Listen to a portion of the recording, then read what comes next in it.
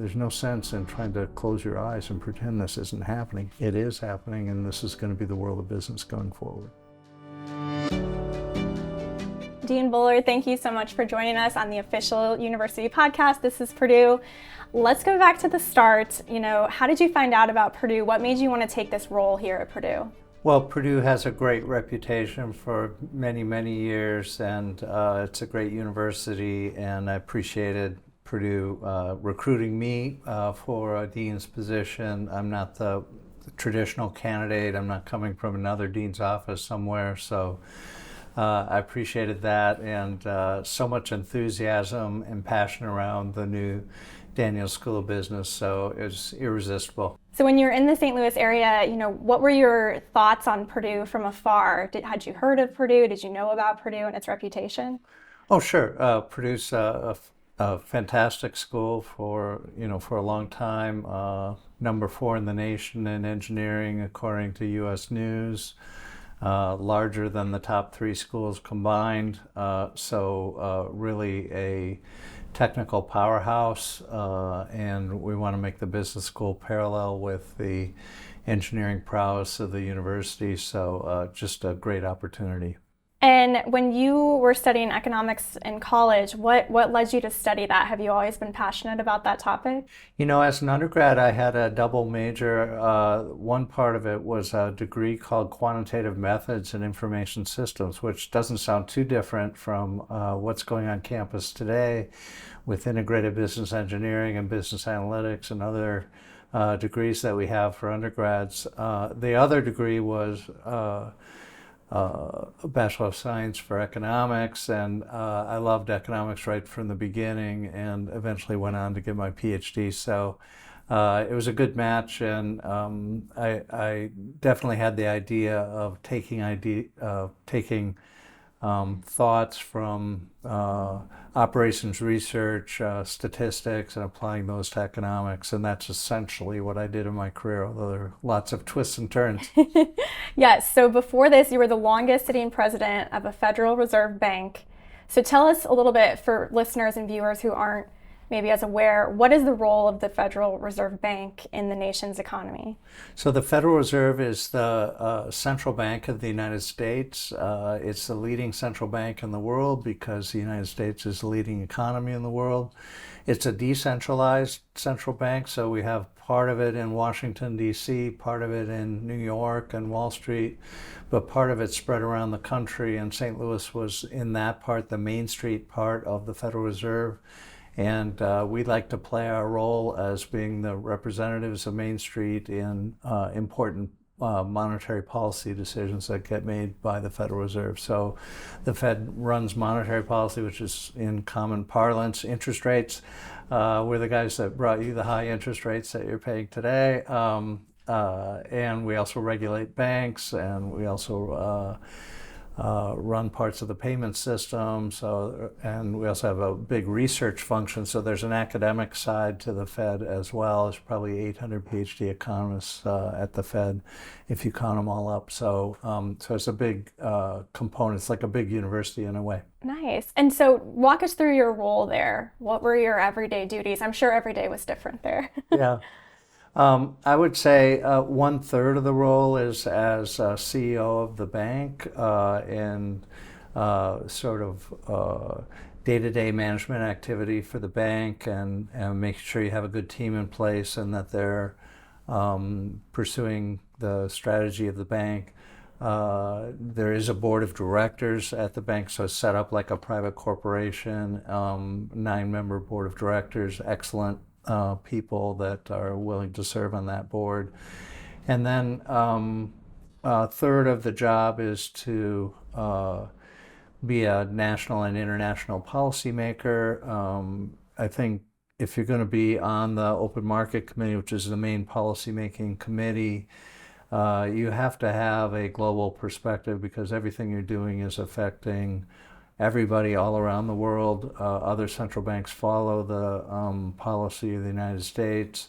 And you also have to have a touch for Main Street, the businesses, ordinary businesses in smaller places around our district, the 8th Federal Reserve District, but elsewhere around the country. And so you want to get perspective on that whole gamut from big to small. And then another part of the job is to be a system executive, because a lot of things that happen in the Federal Reserve happen at the system level. A lot of those things, like a university here, are done by committee or done by consortiums of executives. And so that has been taking an increasing amount of time in recent years. So that's part of the job as well. And, in your former role, you had to make these incredible, difficult decisions. You just mentioned the high interest rates. How do you approach that task, making these decisions that impact so many people? Well, we had a clear agenda at the St. Louis Fed, anyway, that there's a research side and fantastic ideas in economics, but they're pretty complicated and they're tied up with a lot of technical analysis. But you want to make that research somehow meet up with the actual policy decisions and get them to meet in the middle so that you get the very best policy that you can have. I always said that if you want to put a person on Jupiter, you would want the very best engineering that you could get. You wouldn't want just somebody scratching something out on the back of an envelope or something. Sure. So I think the same is true for U.S. monetary policy. You want the best analysis that you can get, bring that to the table, and insist that inform the policy choices that are being made. So we pushed hard in that direction. Not always welcome, but I think that's important to get great policy for the country. And you were the president at the St. Louis Federal Reserve during times like the Great Recession, the COVID-19 pandemic. What was that like? How did you, steer the direction throughout those challenges? Yeah, I think for the 2007 to 2009 period, which was a big financial crisis, that was a little bit different. That originated in the U.S., originated on Wall Street, not really the banking sector. It's really the non-bank financial sector where that came from, investment banks at the time. That had a very different feel from the pandemic. The pandemic was a health crisis that came from outside the economy, but we had to deal with the economic ramifications of the health crisis. So two very different but very large disturbances for the U.S. economy. I thought the response to the pandemic in particular was very good. The initial response in March and April of 2020, I would say right in that period, there could have been another financial crisis, but because of the fast action taken by both the Federal Reserve and the U.S. Treasury, we ended up avoiding a financial crisis. So we only had one crisis. We just had the health crisis, which was bad enough by itself, but we didn't pile a financial crisis on top of that. And I thought that was a big success story, a kind of a dog that didn't bark during that period. Yeah, and everyone was scared, during that time with the health crisis, but also with what was going on in the financial world, right? Yeah. Now, a very volatile period, but within about 2 or 3 months, it started to stabilize quite a bit. President Chang described your recruitment as a singular, extraordinary moment for the future of the Daniels School of Business and the tech-driven free market economy. How did that make you feel when you heard that? Well, I appreciate the support from President Chang, and he's been a great friend and a great recruiter here, and I hope I can live up to the hype.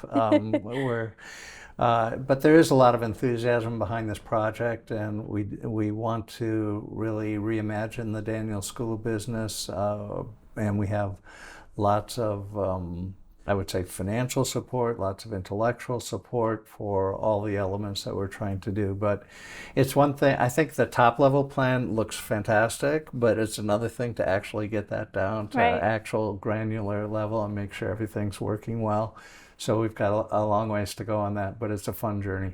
And obviously Purdue, President Chang, very heavy STEM education focused. Why do you think it's important to have this deep understanding of STEM within the business world and DSB as well? Yeah, I often say that technology ate business, and I'm not sure that resonates with everybody, but that's kind of the last 25 years is that technology used to be out there. Of course, it was always been a big part of American capitalism, but it didn't permeate the whole business world the way it does today. And today, I think the notion that you can get your business degree and learn some basic business things and then just go out and whatever the business is, it's no big deal. That isn't the world anymore. Right. You have to understand the technology in order to manage the technology. And so I think that's what's different today. And I would characterize that as the world has come to Purdue. And you look at these, Silicon Valley in particular, but really all business across the board, just being dominated by technological developments. You have to understand some of the intricacies of that technology in order to be able to manage the people around it and to think about how to design your products so that your business will be successful. So I just think we're in great position to succeed on this. Other business schools will say that they also want to do STEM-based business, but they won't have nearly as much credibility as we have on this dimension. So I think we have a great chance of success. Absolutely. And with your depth of all this real world experience, what do you hope to bring to DSB with again, all of your experience and everything that you've done, prior to Purdue?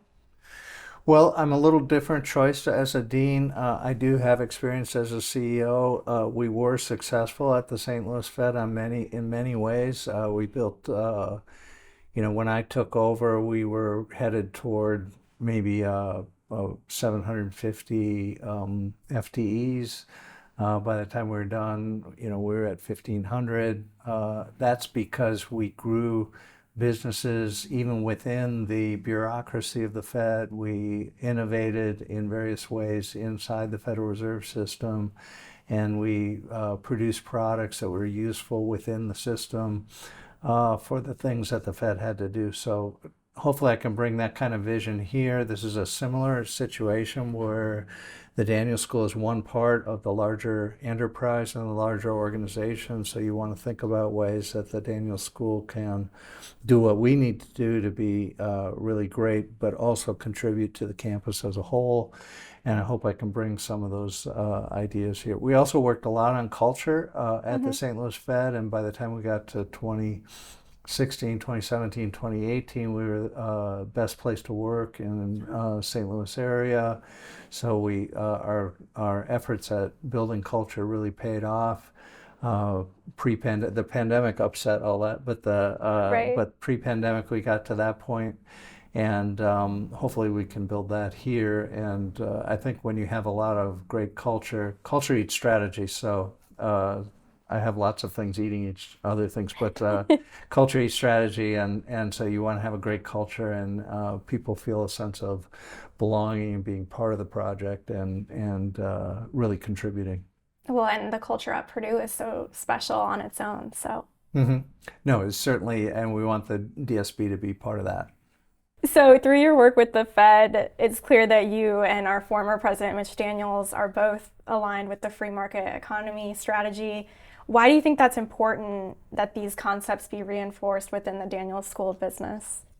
Yeah, one of our pillars, I've been calling it freedom and capitalism. I like the freedom part there too, because I think sort of free to choose is part of the story. We all make choices in our economic lives, and we don't want the government coming in and telling us what we have to do. So I think that's an important element of what we're talking about. But I would just like to be able to get across to students the strength of market approaches to the economy, and for most purposes, markets do a great job of allocating resources. They attract the right amount, the prices attract the right amount of supply to meet the demand that's out there, and most of the time that works fine. There are situations where markets don't work as well, and it's fine to look at those and worry about those, but you don't want to give the impression that that's everything that's going on. I think that's not, 99% of the time, markets work just fine, and you can just let the the market system do the work for you, and you don't have to have elaborate debates about how to intervene in markets where it's not really necessary. So so we're working on that. One of the things that we have going right now is the Cornerstone for Business program. So there's a Cornerstone program on Purdue's campus already that was copied by 60 other campuses. That's a sort of introduction to great literature and great communication, great writing. But this year, starting now, we're doing the Cornerstone for Business program, which takes some of that same curriculum and converts it over to a more business-focused Cornerstone program. I've been saying that you take out Wuthering Heights and you put in Adam Smith, and that gives you kind of the flavor of what we're beta testing this year. 650 students are doing that right now. Early reports seem to be very good on this. So I think this is one aspect, and we'll adjust it as we go forward. But this is not something I think it'll be very successful and probably get copied by other business schools. Walk us through your goals as the Dean of DSB, short-term and long-term. Yeah, I want to, upgrade the academic prowess of the DSB. We're already very good, but we do have a Dream Hires program on campus, and so we'll use that to our advantage and bring in some great scholars at a senior level. So we're looking forward to that. That's in academia, that's a very slow-moving process, but we'll stay at it and we'll get some great hires. I want to emphasize the STEM equals business connections and work with engineering and other parts of campus that want to partner with us and get great degrees out there that can kind of balance the ideas about learning about technology with knowing at least some business. A lot of the engineering students on campus want to start a business. Maybe they should know a little bit about how businesses work before they do that. So I think that entrepreneurship is another area I'd like to build up and focus on. We want to have a great student experience for everybody at the DSB, and so we want to upgrade our support services, career placement, academic advising, sort of camaraderie and the club feel of being in the DSB. I think support to students that are struggling, all this kind of thing we want to be good at and make sure everyone's having a great experience.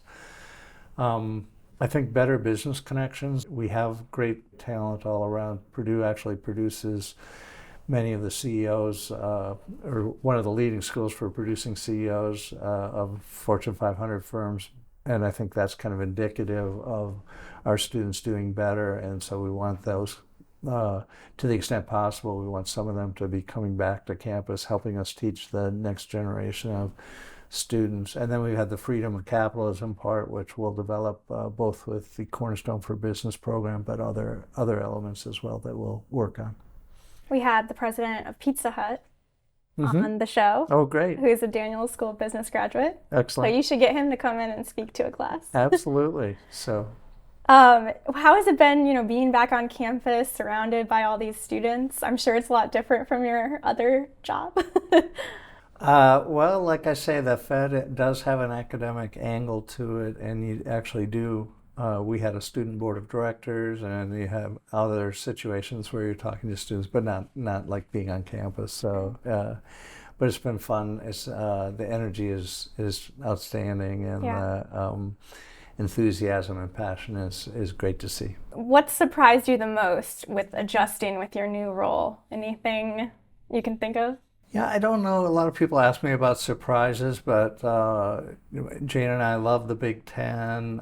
We know various schools in the Big Ten, and we've, kind of like the whole sports scene and the whole big campus scene, and so we feel very comfortable in this environment.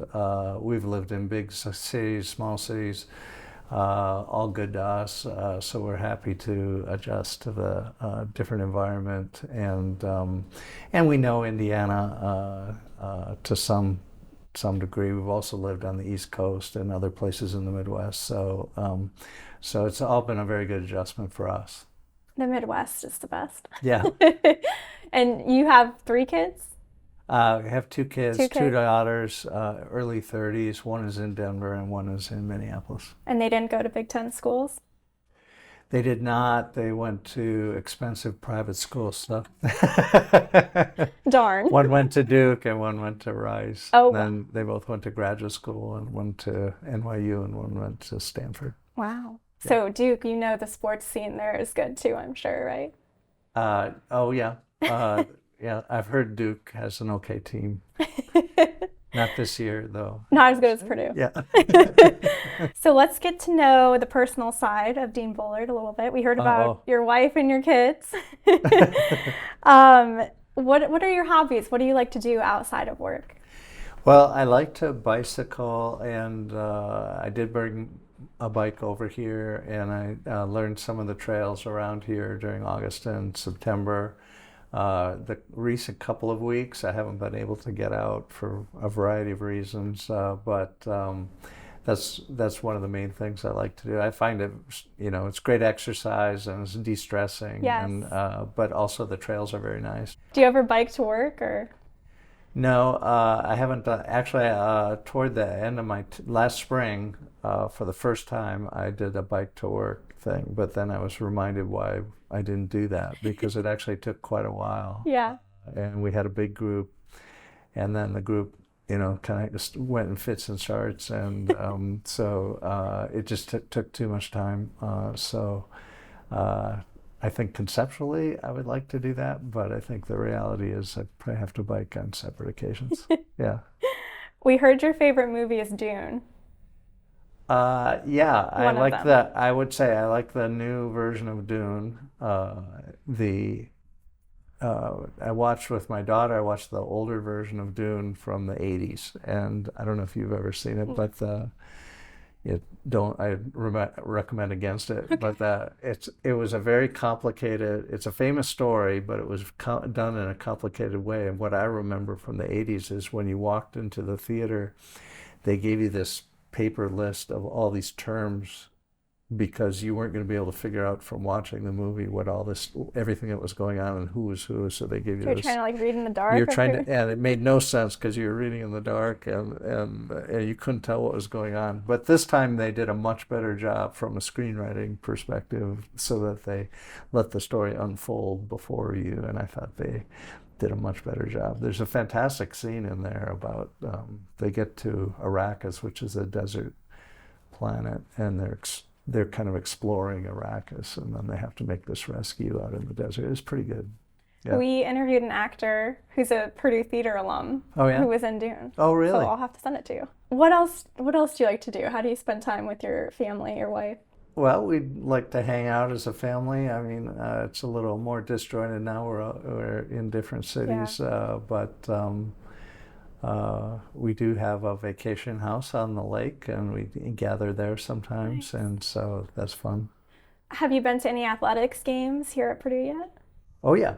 We've been to volleyball, I guess a couple times to volleyball, and then, of course, football, and that's been great fun as well, and we're looking forward to the basketball season, I'm sure we'll do other sports as well. How has it been experiencing that Boilermaker spirit and community through those athletics games? No, it's great, and we love Big Ten sports, so it's been fantastic. What does the word persistence mean to you? Yeah, I think anytime you're trying to manage a new situation, or any situation, but you have to do a little bit every day. It's a marathon, not a sprint, mm-hmm. And I think careful attention to detail and trying to think strategically every day, but as far as what you do every day, it's going to be small steps, and you do need the bigger strategy, but you also need the implementation. So to stick with that and kind of keep your vision in place every day is I guess a definition of persistence. And I think also when you're evaluating, it's great to have metrics and everything, but things don't necessarily improve, as fast as you'd like, but if you stick with it over a long period of time, I have been very impressed that things really do, they change in the way that you're trying to get them to change if you're patient enough. Sure.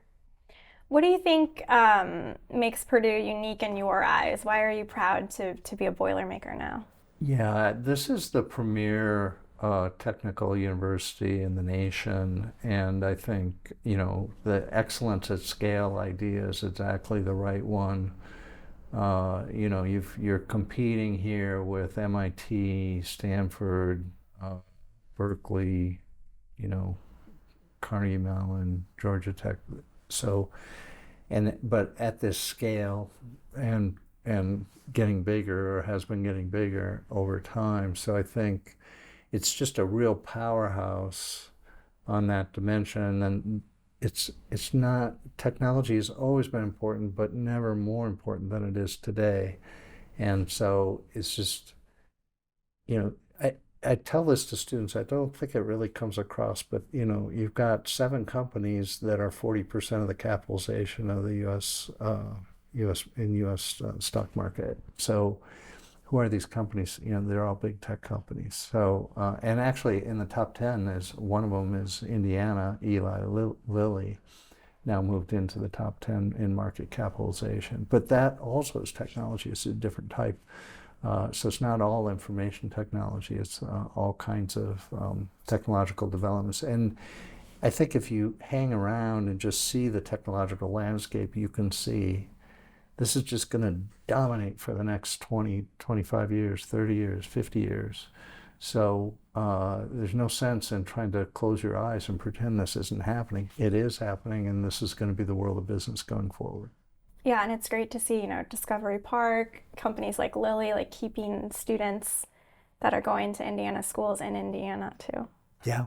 Purdue has committed to doubling the size of the Daniel School's physical footprint on campus. How do you think this new building and space will contribute to some of your goals with DSP? I have worked on the building project some since I've been on campus, and I do think we have a good plan, and we're trying to move that through the process here. I think space isn't everything, but we do need space, and we're going to build something that's student-focused, classroom-focused, student services focused, and then use that as the newest space. And I think it will complement the other 2 buildings that we have, and plus some modest funds for upgrading Krannert further from where it already is. If you've been in Krannert, some parts of it have been refurbished, other parts still are awaiting refurbishment. But I don't mind old buildings, actually. The St. Louis Fed was over 100 years old, but people loved being in the building because it had been redone and the space had been refurbished in various ways. And they liked the quirkiness, actually, of the building. So I think we can get that here. We can have refurbished Krannert with a new building next to it that provides the space that we need,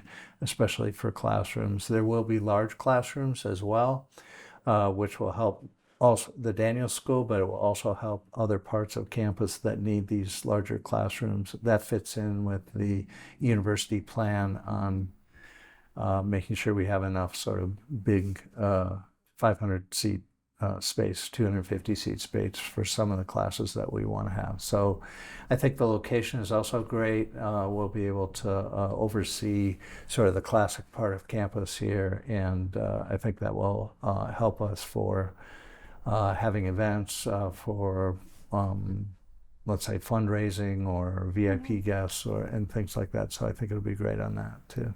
What would you say your next giant leap is, personally or professionally? Well, I think I've already leapt, so I'm in the middle of my leap here to take on this project and hopefully see it through to conclusion. It's been a real adventure so far, but there's lots ahead, and I'm really looking forward to it. Yeah. Is there anything else you think is important to tell our listeners and viewers today?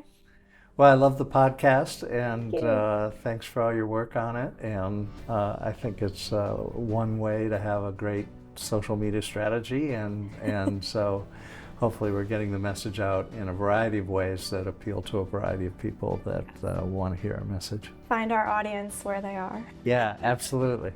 Thank you, Dean Bullard. It was a pleasure. Yeah, pleasure being here. Thanks for having me. Thank you.